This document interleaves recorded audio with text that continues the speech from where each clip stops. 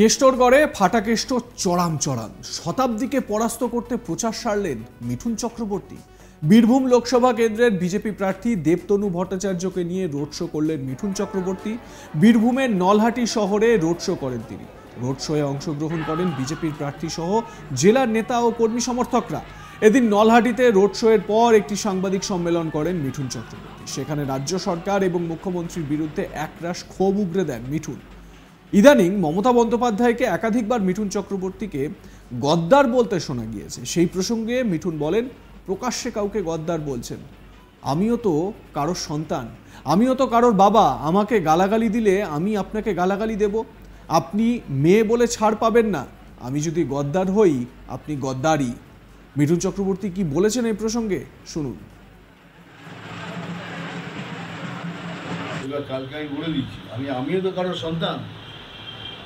আপনি ওপেনলি একজনকে গদ্দার বলছেন। আমিও তো কারোর বাবা, আমার 4টে ছেলে মেয়ে আছে। আমি কারোর হাজব্যান্ড, আমি কারোর ছেলে, আমার বাবা মা মারা গেছেন, কিন্তু আমি তো কারোর সন্তান।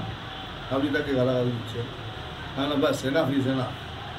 এবার আপনার আমার গালাগালি দিলে আপনাকে আমি গালাগালি দেবো। আপনি মেয়ে বলে ছাড় পাবেন, কারণ রামায়ণে যখন সীতা মা আছে, সুপর্ণাকাও আছে, তো উইল হিট। এই জন্য আমি বলেছি, আমি যদি গদ্দার হই তাহলে আপনি গদ্দারই। সোমবার 29শে এপ্রিল বেলার দিকে হেলিকপ্টারে করে নলহাটিতে পৌঁছন মিঠুন চক্রবর্তী। তারপর সতীপীঠ নলাটেশ্বরী মন্দিরের দর্শন করেন। এরপর ব্লক অফিস সংলগ্ন মাঠ থেকে গাড়িতে চেপে রোড শো শুরু করেন তিনি। নলহাটি বাসস্ট্যান্ডে রোড শো শেষ হয়। নলহাটির আকালিপুরে একটি জনসভা করার কথা মিঠুন চক্রবর্তীর। মহাগুরুর রোড শো নিয়ে একদিন সাধারণ মানুষের মধ্যে উৎসাহ ছিল একেবারে চোখে পড়ার মতো।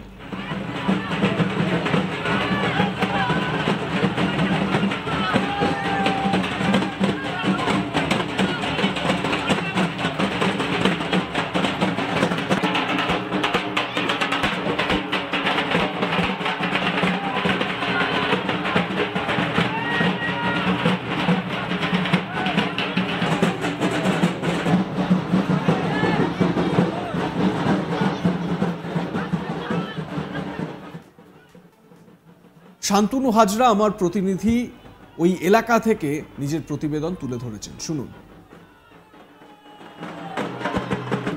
এবার বিজেপি কিন্তু মরিয়া হয়েছে বীরভূম লোকসভা কেন্দ্রের জন্য। লাগাতার এবার প্রচারে পা মেলাচ্ছেন রাজ্য নেতৃত্ব। এবার দেখা গেল কেষ্টরগড়ে ফাটাকেষ্ট অর্থাৎ মিঠুন চক্রবর্তীকে। মিঠুন চক্রবর্তী এদিন নলহাটিতে প্রচার শুরু করে দিলেন দেবতনু ভট্টাচার্যকে নিয়ে। এদিন একটি নলহাটি বাসস্ট্যান্ড থেকে নলহাটি পর্যন্ত তিনি একটি রোড শো করেন খোলা গাড়িতে। সেখানে দেবতনু ভট্টাচার্যকে নিয়েই কিন্তু রোড শো করলেন মহাগুরু মিঠুন চক্রবর্তী। আর এই রোড শোকে কেন্দ্র করে বেশ উন্মাদনা ছিল বিজেপি কর্মী সমর্থকদের মধ্যে। রীতিমতোই বহু লোকের কিন্তু সমাগম হয়েছিল বিজেপি কর্মীদের, যেখানে ঢাক ঢোল বাদ্যযন্ত্র নিয়ে তারা রোড শো করেন। এই রোড শো শেষে মিঠুন চক্রবর্তী কিন্তু একটি প্রেস কনফারেন্স করেন। সেই সাংবাদিকদের মুখোমুখি হয়ে তিনি কিন্তু একরাশ তীব্র আক্রমণ করেন রাজ্য সরকার এবং মুখ্যমন্ত্রী মমতা বন্দ্যোপাধ্যায়কে। যেহেতু যে কোনো মঞ্চে থেকে মুখ্যমন্ত্রী মিঠুন চক্রবর্তীকে নাম না করে উদ্দেশ্য করে গদ্দার বলছেন, সেই প্রসঙ্গেও মিঠুন চক্রবর্তী কিন্তু মুখ খুললেন। তিনি বললেন, এবার আমিও কারোর ছেলে, আমি কারোর সন্তান, আমারও 2 সন্তানও রয়েছে। রীতিমতো তিনি আরও বলেন, এবার কিন্তু আমি মহিলা বলে ছাড় দেব না, আমিও গালাগালি শুরু করব, কারণ রামে সীতাও ছিল, সুপর্ণাকাও ছিল। রীতিমতো একই সঙ্গে তিনি আরও জানান, বিজেপি প্রার্থী বদল প্রসঙ্গে তিনি বলেন যে আমাদের একটাই প্রার্থী, প্রথম প্রার্থী শ্রী নরেন্দ্র মোদীজি, এরপর আর কোনো বাকিদের মুখ আমরা বসিয়েছি। রীতিমতো মানুষকে বলবো, বিজেপি পদ্ম, বড় পদ্ম, সেই পদ্ম ফুলে ভোট দিন। রীতিমতো আরও তার কর্মসূচি রয়েছে। এখনও হাসন বিধানসভায়, আকালিতেও তার জনসভা এখনও বাকি রয়েছে। রীতিমতো নির্বাচনী প্রচারে কিন্তু মিঠুন চক্রবর্তী পা মেলাচ্ছেন দেবতনু ভট্টাচার্যের হয়ে। এখানে দেখা যাচ্ছে বীরভূম লোকসভা কেন্দ্রে এখন 42 ডিগ্রি যেমন চলছে, রাজনৈতিক পারদও কিন্তু আরও তুঙ্গে। রীতিমতো দেখা গিয়েছে যে লাগাতার প্রচার চালাচ্ছে দেবতনু ভট্টাচার্য। যেহেতু অল্প সময় তার হাতে, মাত্র আর কয়েকটা দিন, এরপর লাগাতার কিন্তু রাজ্য নেতৃত্ব দিল্লি থেকে কেন্দ্রীয় নেতৃত্বে আসার সম্ভাবনাও রয়েছে বীরভূম জেলা জুড়ে বিজেপি প্রার্থীদের প্রচারের জন্য। এই নিয়ে কিন্তু বীরভূম লোকসভা কেন্দ্র এবার রাজনৈতিক পারদ কিন্তু ঊর্ধ্ব গগনে।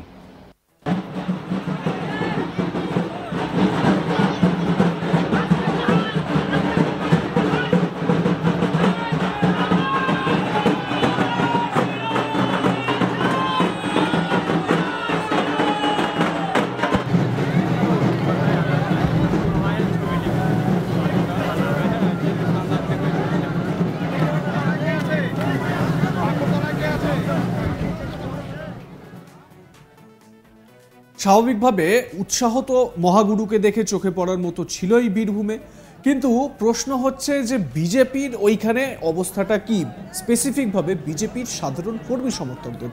তার কারণ হচ্ছে মহাগুরুর এই যে সভাটি করার কথা বা এই রোড শোটি করার কথা ছিল, সেটা দেবাশিস ধরের সমর্থনে হওয়ার কথা ছিল। ভালো করে ভেবে দেখুন, দেবাশিস ধর তার নমিনেশন দিতে পারলেন না, ত্রুটিপূর্ণ ছিল, রাজ্য সরকারের তরফ থেকে এনওসি ছিল না, সেই কারণে তিনি নমিনেশন জমা দিতে পারেননি, তার প্রার্থীপদ বাতিল হয়েছে।